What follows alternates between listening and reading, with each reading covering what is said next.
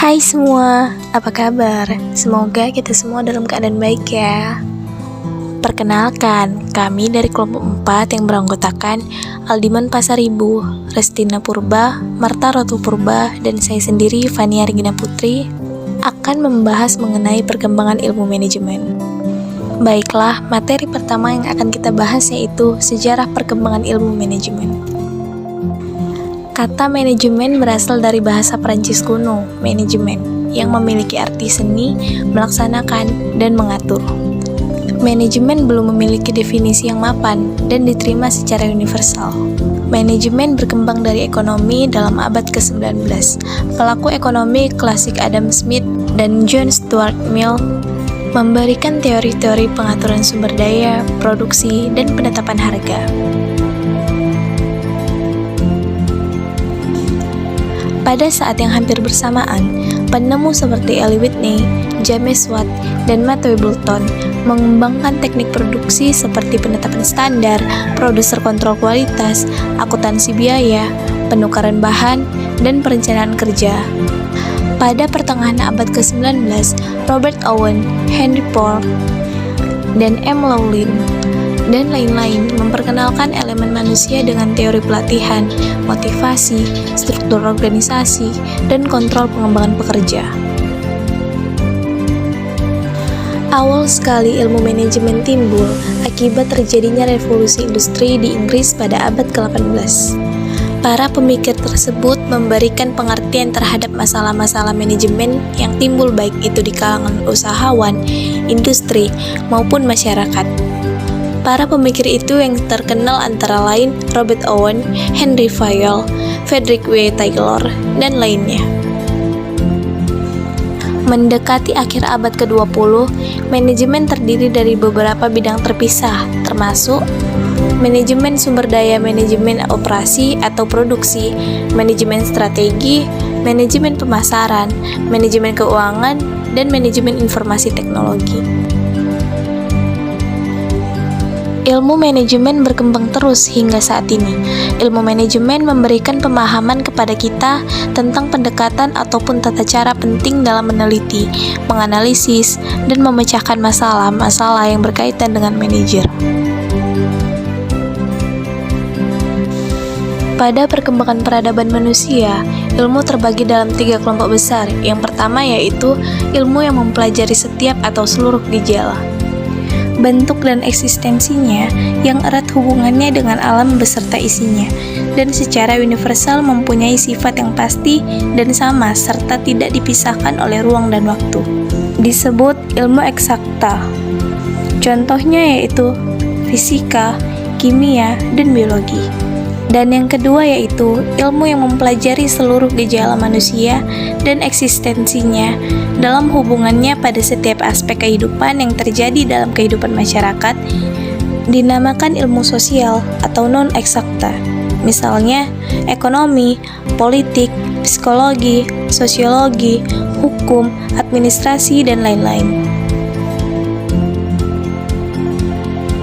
Dan yang ketiga yaitu ilmu humaniora, yaitu kumpulan pengetahuan yang erat hubungannya dengan seni, misalnya seni tari, seni lukis, seni sastra, dan seni suara. Selanjutnya yaitu ilmu manajemen. Sebagai ilmu pengetahuan mempunyai ciri-ciri sebagai berikut. Yang pertama, adanya kelompok manusia, yaitu kelompok yang terdiri atas 2 orang atau lebih. Yang kedua, adanya kerjasama dari kelompok tersebut. Yang ketiga, adanya kegiatan proses atau usaha. Yang keempat, adanya tujuan. Selanjutnya, kita akan membahas mengenai aliran pemikiran manajemen. Ada 3 aliran pemikiran manajemen, yaitu yang pertama, aliran klasik. Awal sekali ilmu manajemen timbul akibat terjadinya revolusi industri di Inggris pada abad ke-18. Para pemikir tersebut memberikan pengertian terhadap masalah-masalah manajemen yang timbul baik itu di kalangan usahawan, industri, maupun masyarakat. Yang kedua yaitu aliran hubungan manusiawi. Pada tahap aliran perilaku dan hubungan manusiawi, organisasi melihat pada hakikatnya adalah sumber daya manusia. Aliran ini memandang aliran klasik kurang lengkap karena terlihat kurang mampu mewujudkan efisiensi produksi yang sempurna. Dengan keharmonisan di tempat kerja, manusia dalam sebuah organisasi tidak selalu dapat dengan mudah diramalkan perilakunya karena sering juga tidak rasional. Oleh sebab itu, manajer perlu dibantu dalam menghadapi manusia melalui antara lain ilmu sosiologi dan psikologi. Dan yang berikutnya yaitu tokoh-tokoh aliran manajemen manusiawi. Yang pertama Hugo Münsterberg dan yang kedua Elton Mayo. Muncul karena ketidakpuasan pada pendekatan klasik karena tidak sepenuhnya menghasilkan efisiensi produk dan keharmonisan kerja, membahas tentang perilaku manusia. Yang pertama yang akan kita bahas yaitu menurut Hugo Münsterberg. Menurut Hugo Münsterberg, penerapan peralatan-peralatan psikologi untuk mencapai tujuan pencapaian produktivitas. Untuk mencapai peningkatan produktivitas dapat dilakukan melalui 3 cara. Yang pertama, penemuan best possible person, yang kedua, penciptaan best possible work, dan yang ketiga, penggunaan best possible effect untuk memotivasi karyawan. Selanjutnya, menurut Elton Mayo dan percobaan Hawthorne. Penelitian di Hawthorne milik Western Electric. Yang pertama, manajer mengerti mengapa karyawan bertindak seperti yang mereka lakukan, dan faktor sosial atau psikologi yang memotivasinya. Yang kedua, perhatian khusus pada karyawan dapat mempengaruhi kinerja pekerja. Yang ketiga, kelompok kerja informal atau lingkungan sosial karyawan memberi pengaruh besar kepada produktivitas. Selanjutnya ada aliran manajemen modern.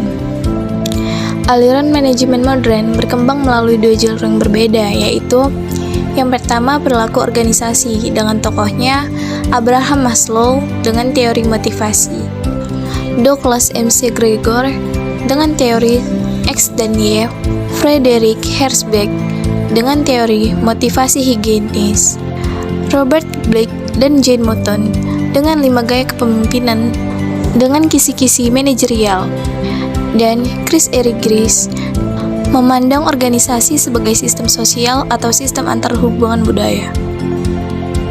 Dan yang kedua yaitu aliran kuantitatif. Langkah-langkah pendekatan manajemen modern menurut aliran kuantitatif yaitu perumusan masalah, penyusunan suatu model matematis, mendapatkan penyelesaian atas model, pengujian model dan hasil yang didapatkan dari model, penetapan pengawasan atas hasil-hasil, pelaksanaan hasil dalam kegiatan implementasi. Baiklah, materi selanjutnya yaitu proses perkembangan teori manajemen. Proses perkembangan teori manajemen terus berkembang hingga saat ini, yang dilihat dari 5 sisi, yaitu yang pertama, dominan. Dominan yaitu aliran yang muncul karena adanya aliran lain. Pengkajian dari masing-masing aliran masih dirasakan bermanfaat bagi pengembangan teori manajemen. Yang kedua yaitu divergensi, yaitu di mana ketika aliran masing-masing berkembang sendiri-sendiri tanpa memanfaatkan pandangan aliran-aliran lainnya. Dan yang ketiga yaitu konvergensi. Konvergensi yang menampilkan aliran dalam satu bentuk yang sama sehingga batas antara aliran menjadi kabur. Perkembangan seperti inilah yang sudah terjadi, sekalipun bentuk pengembangannya tidak seimbang karena masih terlihat bentuk dominan dari satu mazhab terhadap yang lain. Dan yang keempat yaitu sintesis, berupa pengembangan menyeluruh yang lebih bersifat integrasi dan aliran-aliran seperti yang kemudian tampil dalam pendekatan sistem dan kontingensi. Dan yang terakhir, yang kelima yaitu proliferasi. Proliferasi merupakan bentuk pengembangan teori manajemen dengan munculnya teori-teori manajemen yang baru yang memusatkan perhatian kepada satu permasalahan manajemen tertentu. Baiklah, sekian penjelasan dari kelompok kami mengenai perkembangan ilmu manajemen. Lebih dan kurangnya kami mohon maaf. Sampai jumpa.